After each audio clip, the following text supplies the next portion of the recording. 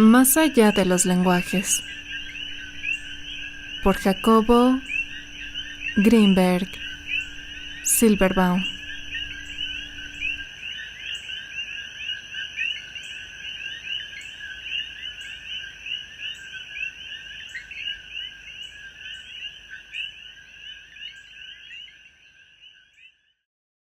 Capítulo 4. 1. Atir estaba ahí y yo no me asombré. Era natural que estuviese. Tampoco me paralicé demasiado. Era más importante conocer a Nog. Su descripción del tarot fue extraordinaria. Le fue dictada por una tabla Ouija, es decir, por él mismo a través de esa manifestación. ¿Pero se imaginan? Colores, formas y secuencias. Después de muchos años comenzó a entender lo que había pintado con esas instrucciones.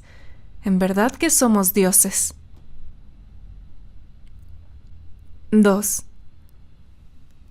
Se anunció una reunión en casa de Iteb. Mientras tanto, las moscas vuelan. Según un amigo de Atir, son importantes en tanto que estuvieron en contacto con filósofos.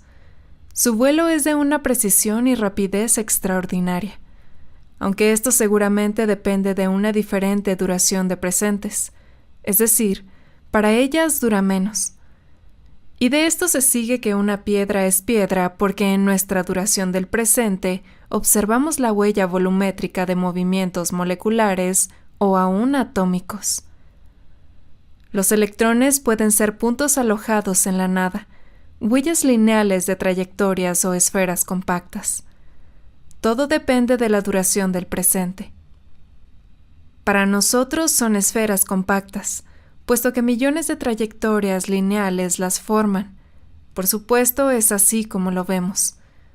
Si nuestro presente fuera como el de una mosca, quizá veríamos una red esférica, y si fuese de un virus, tal vez veríamos puntos estáticos mantenidos en flotación espacial por soles tan lejanos que sus influencias remotas nos parecerían mágicas.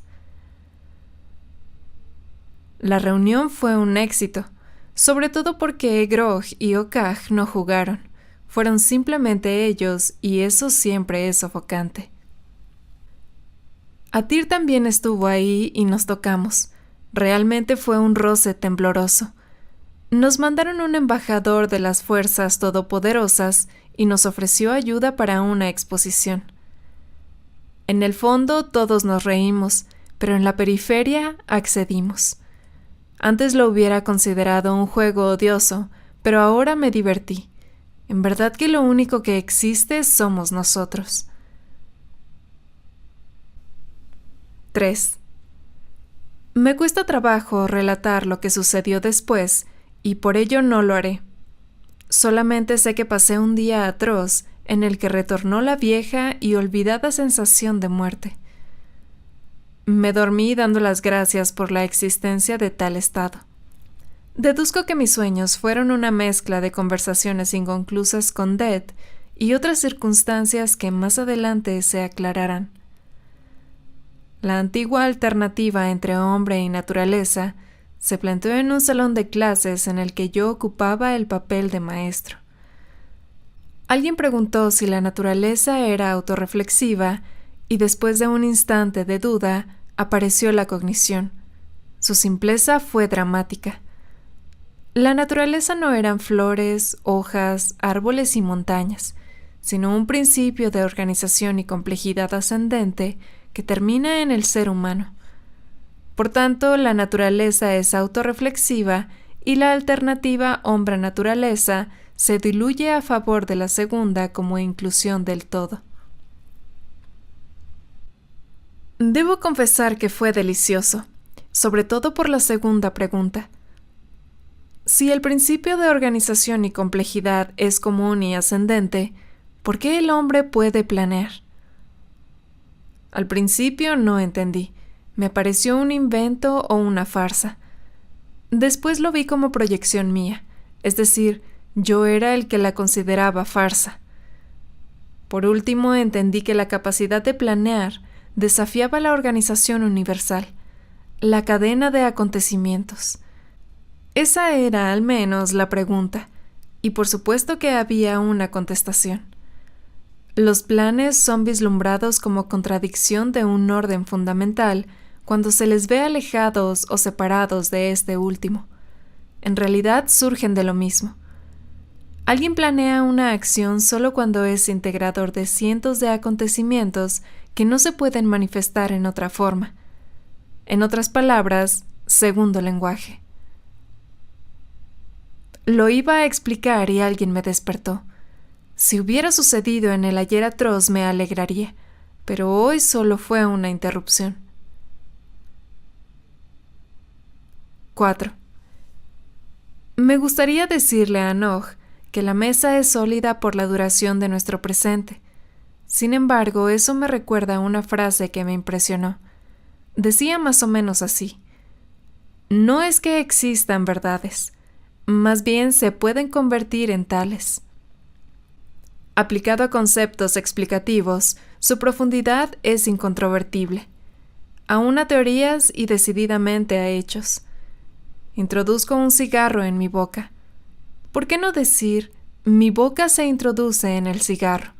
¿Lo ven? Consideramos una boca como espacio y un cigarro como objeto. Jamás el cigarro como espacio y la boca como objeto cuando podía ser así. Rollos conceptuales. En ocasiones recuerdo luchas y siento que son valiosas. Existe gente que todavía no entiende que la realidad es una decisión o que el tiempo no existe, o que la educación es un enseñar a depender y a usar.